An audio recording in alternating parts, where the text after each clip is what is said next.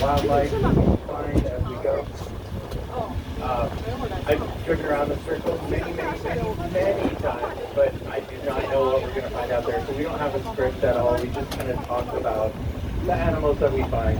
So let's go see what we will find. One thing we always talk about though is safety, arms and legs inside the vehicle at all times. Remain seated whenever the vehicle is in motion. Now, frequently along the tram path, we're going to find something interesting to talk about. We'll stop. Anytime we're stopped, feel free to stand up, take a better picture, get a better view. Over on the left, check out our tower of common giraffes. Take a good look at their spots. These giraffes have different spots. There's another tower of giraffes we're going to see later on, and it would be nice to compare the spots of the different towers of giraffes. Medical emergencies happen once in a while, so if that happens to you, let me know about it. The way you're going to let me know, there are yellow stripes on the ceiling in the last two cars, but not in this first car. If you're in the last two cars, press the yellow stripes on the ceiling. If you're in this car with me, just wave at me or shout at me if you have an emergency. I can call for help. On the right, we have a bunch of birds, East African crown cranes, and my favorite bird, the tall black and white bird with the red beak, the saddle-billed stork. And the last thing I need to say is if you do lose an item, just let me know at the end, and we will go try to get it for you. We almost always are able to get it's always hats, but it doesn't matter if it's your hat or your pants or your phone. Just let me know at the end, and we'll send someone out to get it for you. So these are African flamingos here on the right. Not as pink as you would think, right? Well, the pinker flamingos are the South American ones. These are greater flamingos. Flamboyance of flamingos is the collective noun we can describe them with. Look at the way they reflect in the water. If you're shooting photos, definitely this is going to be an award-winning photo. I was just shooting this myself just a few minutes ago. And then does it look like their knees bend backwards? So that's actually their ankle joint halfway up their leg, and their foot is more vertical foot with the toes are what we think of as their foot. So their ankle works just like our ankle does, but it just looks like it's their knee. And with that, let's head out to Africa. We want to thank you guys for coming through one of our two front doors today. Just by visiting the San Diego Safari Park, you're making it possible for us to collaborate with partners all around the world. You're helping us to find new solutions to all the same old challenges that face wildlife and the communities that interface with wildlife.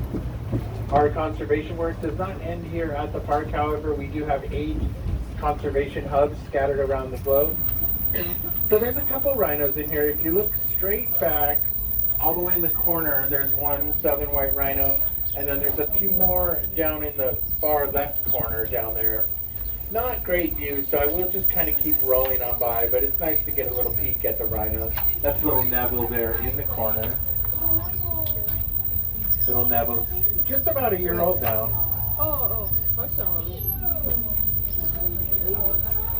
Of course, southern white rhinos were endangered at one time because people think their horns are magical, but we want you to know their horns are the same material that your fingernails are made out of. And it always sounds like such a faraway thing, like magical rhino horns, but actually the United States is the 3rd largest black market for rhino horn powder. So spread the word. Rhino horns are not magical. Don't buy them. Gonna stop here for just a moment. Let me get a kind of overview of the tour. Look at the size of this habitat. Pretty good, right? Pretty big habitat. So we're gonna drive around 3 little habitats here that are all connected. And the 3 of them together are about 70 acres. 70 acres is almost exactly big enough to hold the entire San Diego Zoo, but not quite. You guys see that white truck out there? That's one of our browse trucks. They put food out for the animals. That white truck is a half a mile away from us right now. That's how big this habitat is. Looks like they're moving some wildlife around as well. So look over here on the left, my gigantic agave bloom, put there specifically to remind the adults that we do sell margaritas here at the park. But also the agave bloom is there to remind us that we're in the Southwest. So one of our conservation hubs is the Southwest. And some of our most famous projects were done here in the Southwest. For example, the California condors. You might know about that story. Back in the 1980s, there was only 22 California condors. Fast forward to today, and now there's more than 500 California condors. So these are the kind of stories that we love to tell.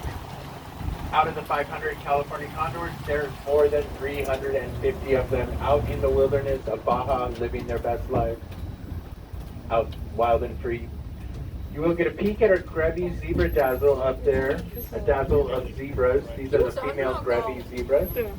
If you didn't see them up there on the right, don't worry about it. If you've seen one zebra, you've seen them all. No, of course that's not true. Zebras are as unique as your fingerprints. So we're going to look at some birds here. These are, I just want to mention the pelicans, great white pelicans, Dalmatian pelicans, and then vultures, Ruppel's vulture and lappet-faced vultures. The lappet-faced vulture is the bald vultures over there. They are the largest vultures in the old world. And the Ruppel's vulture is the one with the gray heads, and they are the highest flying birds in the world. They've been recorded flying as high as 37,000 feet, which is where you fly when you're flying across the continent. Now vultures are really great for everyone. Every time a vulture eats, they eat the dead animals. So by doing that, they're cleaning up the world for us all. For example, here in the Southwest, we do have turkey vultures. And if you're a big outdoor enthusiast like I am, you have to realize that turkey vultures are the only reason that it's fun to hike, because otherwise there'd be dead rabbits everywhere. On the right, these are Samarang gazelle females. Take a look at their faces. The brown and white lines on their face is a threat mask. Antelopes always have threat masks. It's a way they can communicate. And notice those female Samarang gazelles on the right, they do have horns. So whenever you see antelopes where the females have horns, it means that they come from a place where resources are scarce, and the ladies need horns to be able to compete with the males for food and water. In Africa, there's 72 different species of antelopes, and out of those, 43 of them, the females have horns. So it's about 60%. Now watch the giraffe up on the hillside walking. Look, they go both left feet, both right feet, both left feet, both right feet, both left feet, both right feet. So we call that an amble, and giraffes, there's a few antelopes that do that same amble. The reason giraffes amble that way is because their legs are so long they would tangle up if they tried to walk like everybody else. And those are a bunch of elands up there with them and water bugs. Now look at my funny giraffe-shaped trees in Africa. Africa is such an alien landscape, and part of what makes it look so different is that these flat-bottomed trees you see everywhere, which of course are just created by the giraffes browsing them. These trees are actually California trees, but when the giraffes have had their way with them, they start to look like African trees. So we call that the browse height. There's our giraffes up on the hillside. All the animals sure do seem interested in whatever that white truck was with the trailer. Wow.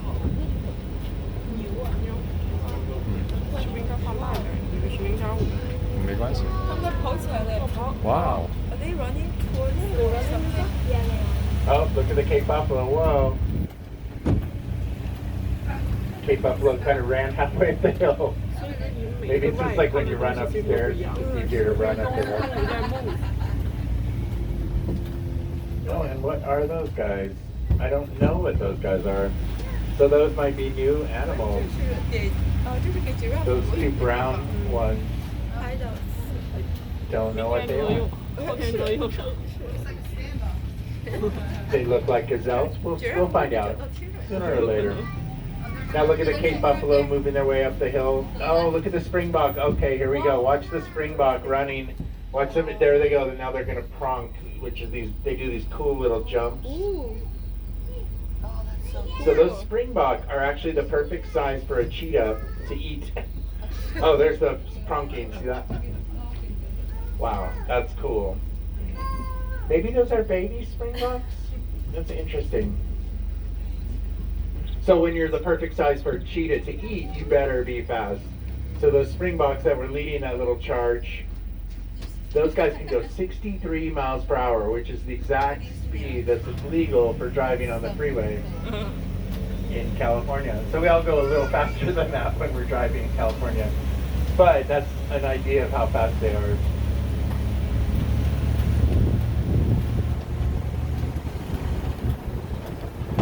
Now these hemsbok are adapted, they're from Namibia desert. So they get 2 weeks of flood every year, and then the rest of the year is completely dry, not a drop of water for these guys. How does a giant antelope like one of these with a fur coat on survive out in the hottest desert for 50 weeks without a drop of water? Look at their black and white thread mask face. If they look right at you, you might see the roaring mouth of a lion on their face. The white are obviously the teeth, and the lion's nose is the top of the head. So if one of them is looking right at you, you might see the face of the lion. So the way these guys survive in the desert, all these desert antelopes, gazelles. Here in the Southwest, we have bighorn sheep, we have desert squirrels. They all have the same ability, which is that they can allow their body temperature to go all the way up to 110 degrees. Imagine if you're a parent, you're taking your kid's temperature because they're sick, and the thermometer says 110 degrees. That's panic time, right? But not for these antelopes. They're fine at 110 degree body temperature. But for us, if we got that hot, we would start to sweat, and our sweat would cool us off. And so that is a great adaptation that we have, but it uses a lot of water. So all the animals that live out in the desert, they just get hot and they stay hot, and that's how you survive out there. So now we're gonna drive for a minute. We'll talk some more.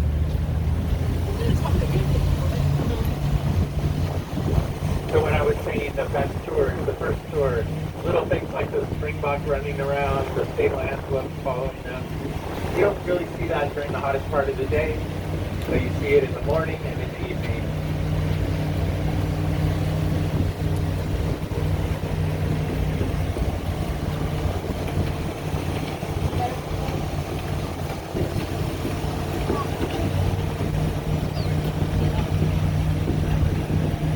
So now here we have, these are the male grazing zebras. These are the same zebras that we saw way up on the hillside earlier, but those were the females. A couple of zebras doing what zebras always do, which is just standing next to another zebra.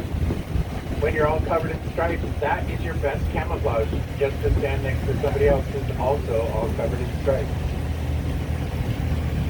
And then on our left here, the roan antelopes. So look at their faces, very similar to the hemsbok, right? With the black and white. So these are almost identical. They are horse antelopes, just like the hemsbok that we saw. But the roan antelopes are a water-dependent version of the hemsbok. So these guys need water every day. The hemsbok can go all year without water. Otherwise, they're the same. So the view up here is always pretty great. Not always a lot of wildlife to see up here, the gravy zebras. So from right here, you can really see how their camouflage works. It's called disruptive camouflage. And so if you're a predator looking at those two zebras, you can tell it's two zebras, but you can't really tell where does the one zebra end and where does the other zebra begin. And so that disruptive camouflage is actually very effective. Oh, I didn't know that. And then when we're up here, we want you to see the hillsides all around us. So half of the safari park are these giant habitats that we're looking at here. There's 3 valleys like this actually that make up the safari park. This is one, there's another one just like this, and then our parking lot is a 3rd valley that's just like this. But also the other half of the safari park is what you see in the hills all around us and above us, which is California coastal sage scrub habitat and chaparral mixed in there with it.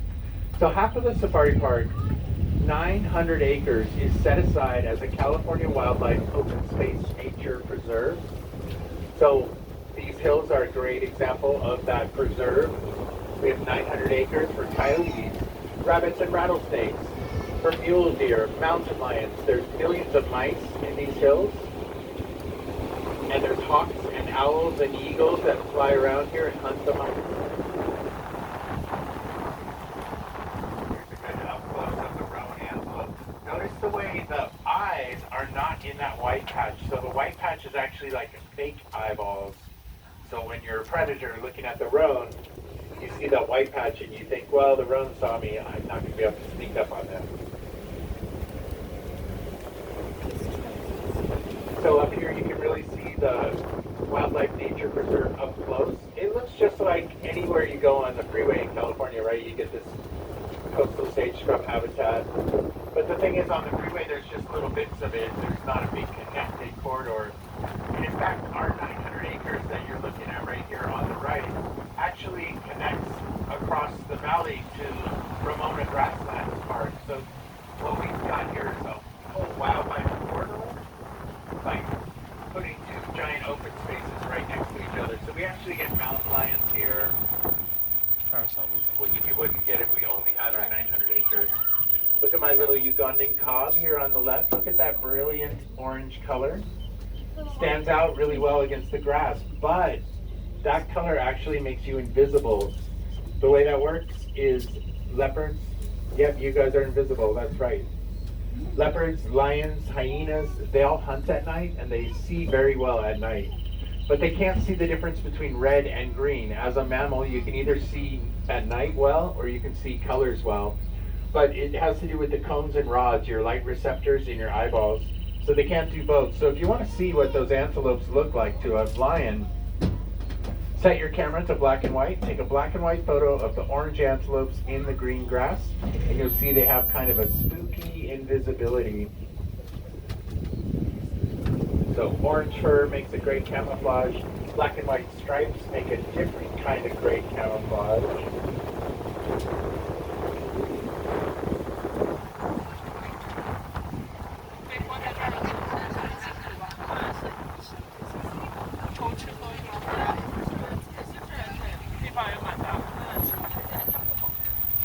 I wonder if everyone can see the king buffalo from right here. Look at the way their horns gleam in the sunlight. So the horns stand out really strongly because of that dark black coat they have. Excuse me. The dark black coat they have. So Cape buffalo, they work as a group to defend their herd. They sort of play zone defense. They jealously defend every member of their herd from predators.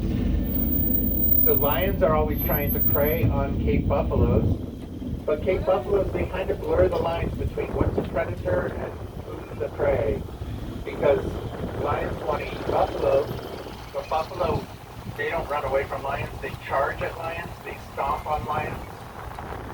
And if you can see the way their horns are shaped, a Cape buffalo can actually pick up a full-grown adult lion and toss it through the air over their shoulders. Cape buffalo, they are not afraid of you. They are right here. Pretty good view of them. Look at those horns. Perfect little pitchforks for picking lines up. So yeah, Cape buffalo, they don't want to hide from you. They don't have stripes. They don't have orange fur. They have that black fur, which really stands out. They want you to see them, and they want to intimidate you. And then finally, our Maasai giraffes. Can't quite reach. Yeah, got it. See, look at that. So they have a prehensile tongue. They can actually grab the branch with their tongue and pull it down and eat it. Look at that. And then I don't know if you can see, because he's in the shadow and she's in the sun, but the male giraffe actually has different colors than the females. The females are tan with orange spots, and the male is kind of brown with black spots. So we call that dimorphism. Whenever the boys don't look like the girls, they are dimorphic. Now here's our new little resident here, this little orange antelope down here. I have not seen this guy before. I imagine we've been given a new report that'll probably arrive at about 10:30 in my email that tells me what's going on here, but I'm not sure what you guys are. Baby antelopes and female antelopes spring. Oh, look, the giraffe wants to play.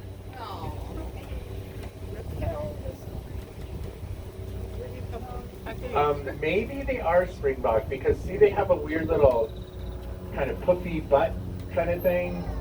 They can be baby springboks. Sorry, me speculating about what they are isn't really helpful on the tour, I know. But I'm so curious. And then these Dark gray antelopes are water buck. Notice they do not have horns. Notice their elliptical circle, follow me mark on their butt. And then these big tan antelopes are elands. The largest antelopes in the world are elands. Don't they look like primitive rock art or cave paintings?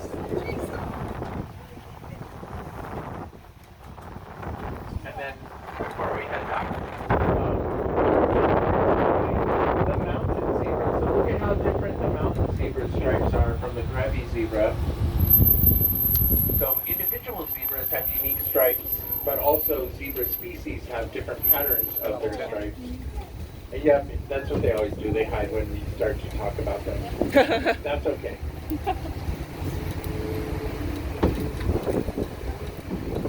So if you have orange fur, you're invisible to predators. If you have black and white stripes, you're very confusing to predators. Giraffes have their spots that are supposed to look like the shadows of leaves. So if you look at a shadow of a tree on the ground, it almost looks just like a giraffe's coat. That is an adaptation they have. And then if you're a king buffalo, your black fur is intimidating because it stands out strongly. Makes your horns stand out strongly. All these different patterns and shapes and colors, they all denote different strategies that the different animals have for survival. At the end of the day, they're all just trying to survive. They're using different strategies to do it.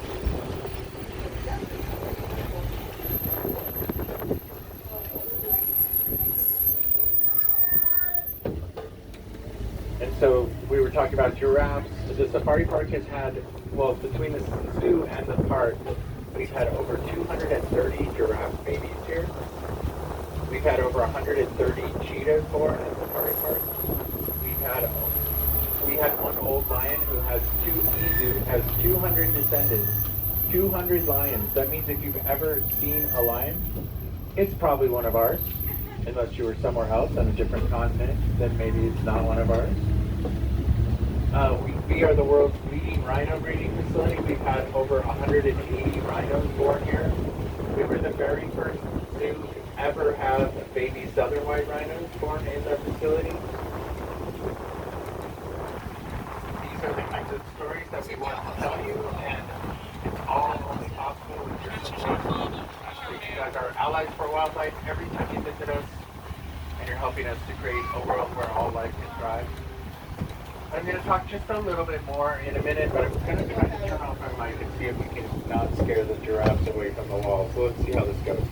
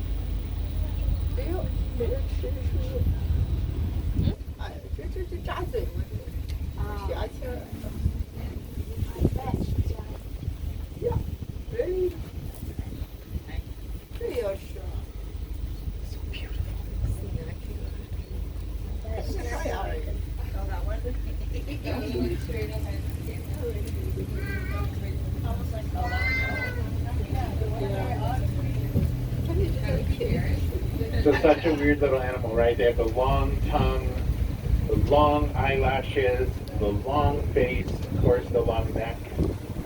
But here's a little giraffe activity you can take with you when you leave the tram station. As you walk around the park, you're going to see these green trunk acacia trees. We have this planted all over the park because we feed these to the giraffes. So when you're walking around, take a look at the thorns on the acacia tree. You won't believe how big these thorns are. You might see them right now, but you'll definitely see them as you're walking around the park if you walk up to one of those green trunk trees. And when you see those thorns, you start to realize why the giraffe's tongue is so thin and so long, so it can weave in and out of those thorns, strip the leaves off the tree.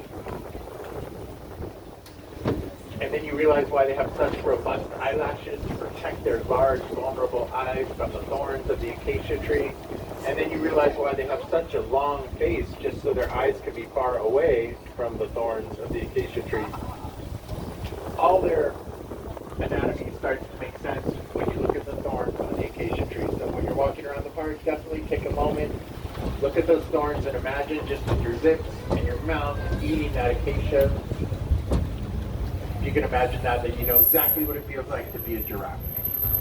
So when we come to a stop here, go ahead and let yourselves out. On the right side only, please. You guys